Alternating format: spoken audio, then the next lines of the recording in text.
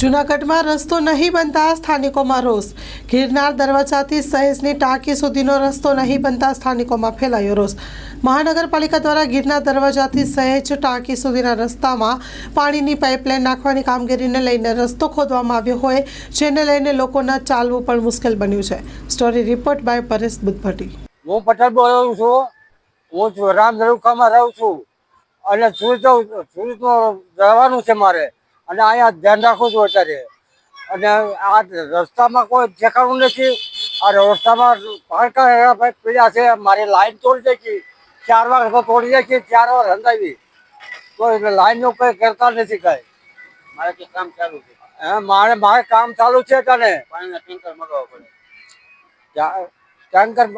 ટેન્કરને આવવાનું નથી દેતું, આવતું નથી કાંઈ। રસ્તો બનાવવામાં તાત્કાલિક બનાવો।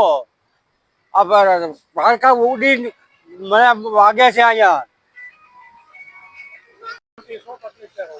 ભાઈ અમે સત્યનારાયણ મંદિરમાં રોડ ઉપર અમારે અહીં ધૂળ ઉડે, પાણા પડે, ઘરમાં ભટકાઈને દિવાલમાં આ રસ્તો કોઈ સાફ કરતું નથી।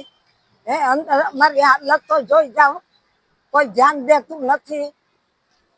હવે પછી અમારે કેટલું સેન કરવું? આ લોકો કામ કરતા હોય તો પાણી ઠઠાવવું જોઈએ, કાંઈક તો રસ્તો લેવો ને એનો। મારું ભાનુબેન પંડ્યા સત્યનારાયણ મંદિરમાં રહીએ છીએ। રસ્તો તાત્કાલિક હા, એ રસ્તો તાત્કાલિક બનાવો તો અમે તો અરજ કરીએ જ। હવે બીજું શું આપણે કહીએ? હું રમેશ કુમાર કાંજીભાઈ બોલું છું। મારા ગિરનાર ઉપર અનાજનું હોલસેલ છે। રોડમાં એટલા ખાડા પાડી દીધા છે, કોઈ ગાડી 2 વ્હીલ હાલતું નથી। અને અત્યારે હમણાં જ 8 દિવસ પહેલા 2 બેનું પડી ગઈ, એનો પગ એકનો ભાંગી ગયો। અત્યારે સાઈડમાં બધે કચરા ભરાઈ ગયા છે, કોઈ ઉપાડતું નથી, જવાબ દેતા નથી। ઠેઠ આમની ઉપરકોટ સુધી એમનામ છે, અને ઉપરકોટ સુધી અત્યારે રસ્તો હાવ બંધ છે। જો 1 મહિનાથી રસ્તો બંધ છે। આ કોઈ ધ્યાન દેવા વાળું કોઈ વ્યક્તિ છે કે નથી? અને આ તમે કોઈ અધિકારીઓ કોઈ કામ આવતા કે નથી આવતા? અને અત્યારે દુકાનની અંદર એટલી ધૂળ ઉડે છે કે બધા બાટકા ધૂળ વાળા થઈ ગયા। કોઈ ગાડીઓ ભરવા માલ આવતો નથી, અમારે માલ મોકલવામાં તકલીફ થાય। મહેરબાની કરીને આ રોડનું કરો ને તો સારી વાત કહેવાય।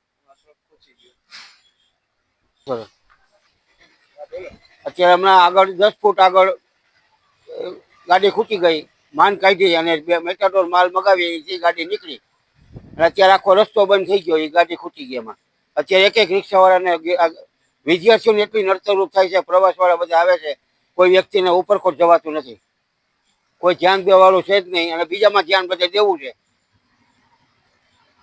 તમે તમારી મનમાની કરો તો અમને ખબર પડે, તો બધા ભેગા થઈને બધું કરીએ।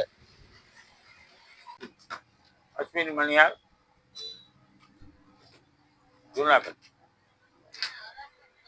જુનાગઢ ને કયા પ્રકારનું ગ્રહણ વળગ્યું છે ખબર નથી પડતી। કોર્પોરેશન માં ચૂંટાયેલા સદસ્યો હતા ત્યારે તો સમજતા હતા કે કોન્ટ્રાક્ટરો ની મિલીભગત કોર્પોરેટરો સાથેની, એને કારણે તકલીફ થતી હતી। પણ અત્યારે કોર્પોરેશનમાં વહીવટદાર અધિકારીઓ, ઉચ્ચ અધિકારીઓની વાત કરું છું કે જેઓ પોઝિટિવ છે, પણ જે લોકોને કામ સોંપ્યું છે એ લોકોને ગાઈડ કરવામાં હું માનું છું ત્યાં સુધી અધિકારીઓ કાચા પડ્યા છે। ડિસેમ્બર મહિનો છે, જુનાગઢ પ્રવાસન ક્ષેત્ર છે, યાત્રાળુઓનો ધસારો હોય, એવા સંજોગોમાં જે મુખ્ય રોડો કે જે ઉપરકોટ છે, ગિરનાર છે, આવા રોડોને પણ ખોદી નાખવામાં આવ્યા છે કે લોકોને જવું હોય તો તે કાળવા થઈ, દાતાર રોડ થઈને જવું પડે, આવી પરિસ્થિતિ પેદા થઈ છે। અને એની માઠી અસર પ્રવાસન ઉદ્યોગ પણ પડે, જે બરાબર નથી। હું અધિકારીઓને વિનંતી કરું કોર્પોરેશનના કે એક રોડ કે જે એક કમ્પ્લીટ થાય પછી બીજો ખોદવાનું કરો તો જુનાગઢને આર્થિક રીતે નુકસાન ન થાય। આ તો જેને મન થયું એને રોડ ખોદી નાખ્યા, અને ઉચ્ચ અધિકારીઓને બાદ કરતા જે ચોપાનીઓ બહાર પાડવામાં આવ્યું હતું, એ ચોપાનીમાં બધાના નંબર આપવામાં આવ્યા હતા। એ નંબર પર ફોન કરો તો એ હવાલો જ નાખે કે ભાઈ તમે બાંધકામ ખાતાને કહો, ઓલાને કહો, આને કહો। એટલે મારી કમિશનરશ્રીને ખાસ વિનંતી છે, ડેપ્યુટી કમિશનર અને કમિશનર કામ તો કરે જ છે, એને મેસેજ મોકલીએ તો, પણ જે એની નીચેનો સ્ટાફ છે એ સંપૂર્ણ રીતે નિષ્ફળ ગયો છે, અથવા તો એ હવાલાપંથી જેને કહેવાય કે ભાઈ હું નહીં પણ આ પણ એમની જે બોર્ડ ઇન્સ્પેક્ટરો છે એને જે કમ્પ્લેન નોંધાવીએ એને નોંધી લેવી જોઈએ, એને બદલે એમ કહે કે તમે બાંધકામમાં ફોન કરો, તમે ગટર શાખાને ફોન કરો, આવી પરિસ્થિતિ પેદા થઈ છે. એટલે જુનાગઢ કોર્પોરેશન જે છે એ વહીવટી શાસનમાં પણ નિષ્ફળ ગયું હોય એવું મારું માનવું છે.